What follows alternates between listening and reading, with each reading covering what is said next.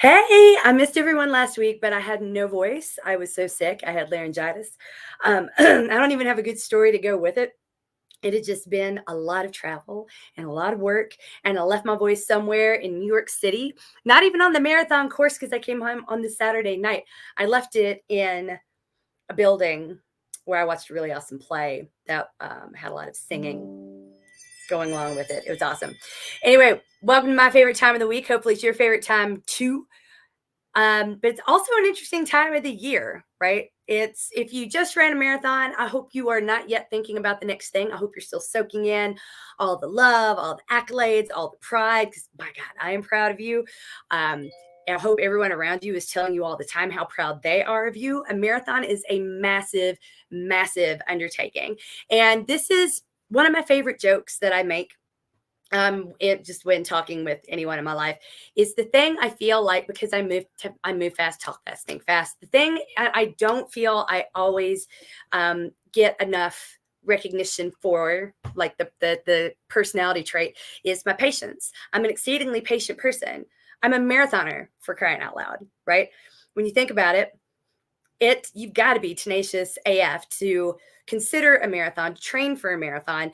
People who are not really patient tend to not do well at marathons, or even I'm not even going to talk about triathlons, but rather when you think about it, you are running longer than most people want to go for at a slower pace than most people will ever want to touch, right? Think about how hard some of you kicked at me the first time you put on a heart rate monitor and realized how much 140 was going to slow you down. Well, a marathon is only a tick faster than that. And that, again, is a shocking realization for a whole lot of people when they first start training with me. So I tell you that to tell you this. Most people who are here have trained with me at some point for a marathon. So I consider you very much to be a marathoner, whether or not you ever determined to run one again. And we need to treat the rest of 2023 like a marathon, right? We're at mile 18. We've got about 90 minutes of running at least left. We are not done. But the finish is within sight, and it's going to get here faster than we realize as long as we're not thinking about that 90 minutes. So something I wanted to point out, I know I've said a lot about astrology here lately, but it's been a really weird period, right? And in these weird periods, when things are just not going well, do you ever Google, is Mercury in retrograde? And it's like, oh, it is. That explains it. Because what else could possibly explain it? Mercury's going to go into retrograde again on December the 12th, and it'll be the last one. But this one's going to be particularly vicious because it's happening when Mercury leaves Sagittarius, and it's going to station retrograde. So what that means, the second half of the retrograde until it ends on January the 1st will amp up the usual retrograde tricks to its max volume.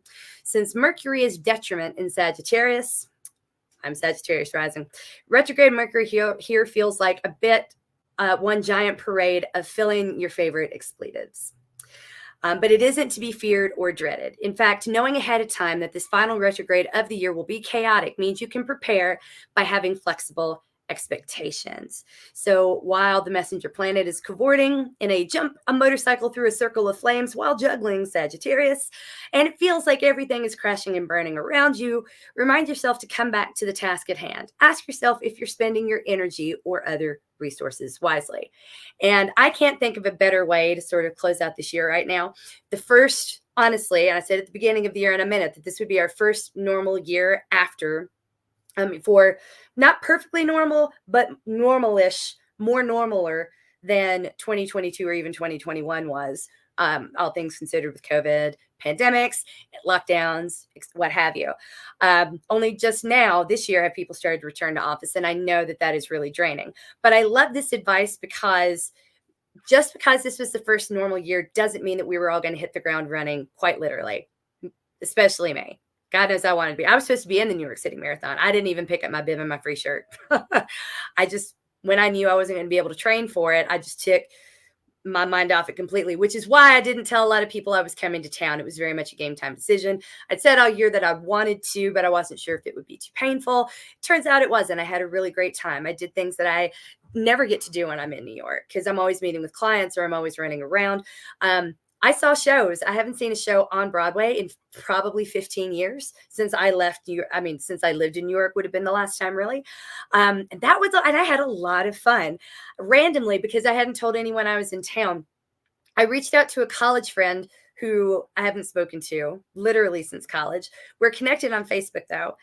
And I saw her mentioning that she was going to see one of the shows that I wanted to see. So we started talking. We ended up spending time together and it was amazing.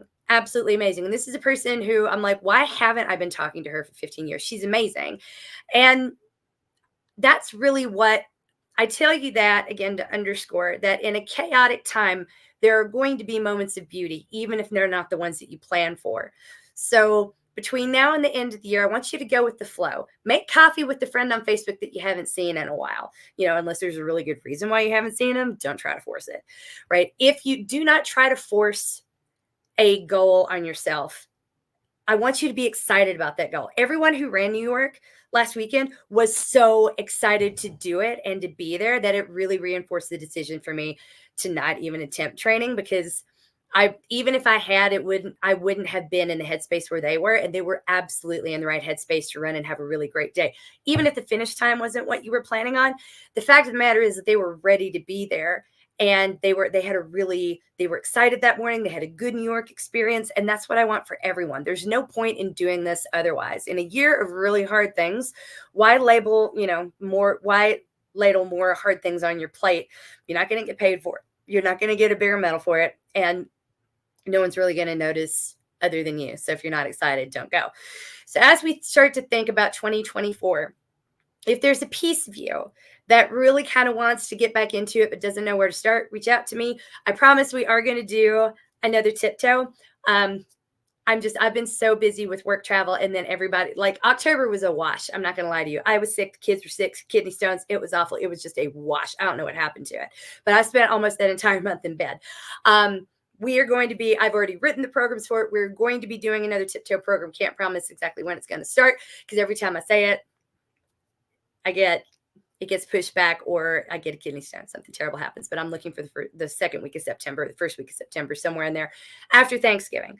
Unless that ends up being a terrible time for everyone, then we'll just look at the second week of the new year. That's fine. I don't like doing anything the first week of January because that week is always a disaster.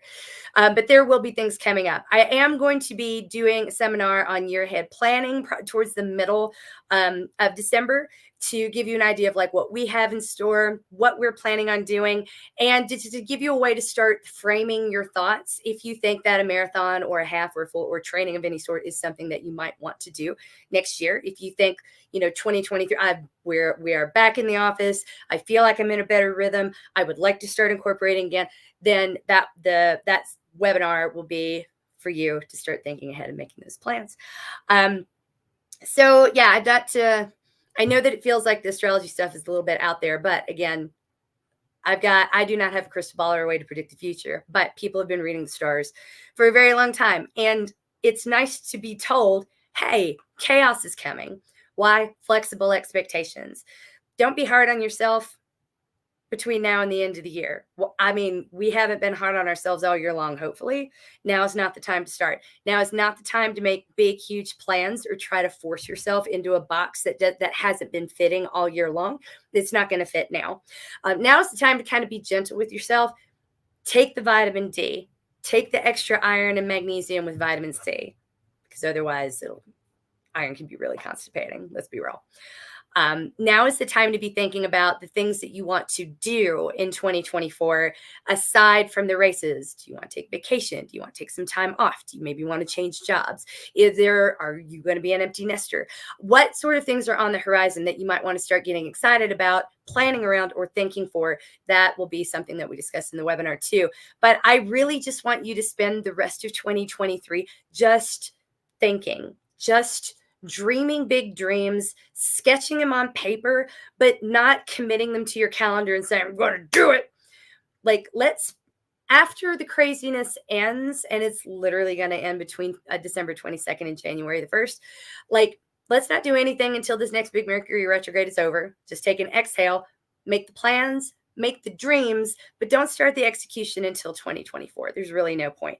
We know when we know that chaos is coming, we prepare for it by having flexible expectations. The one thing I expect from you always is that you listen to your body, and that I hope you listen to me, but it's never a demand.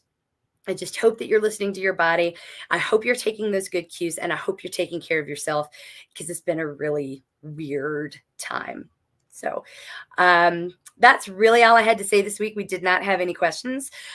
Just wanted you to remember that you're coached, you're loved, you're winning at life. Congratulations to Dr. Kara Mays. Congratulations to Tamara Payton. Congratulations to Amanda Williams. And congratulations to Christy Harris and her friends, who had a wonderful time running New York City. I am thrilled for you. I'm thrilled for all of you. And if you have any more, don't forget to sign up for office hours. I'm there, ready to talk, ready to mingle. Let me know what those big dreams you're dreaming are, and we can keep dreaming about it until it's time to put rubber to the road, which is not going to be anytime soon. All right. Take care and have a great week, y'all.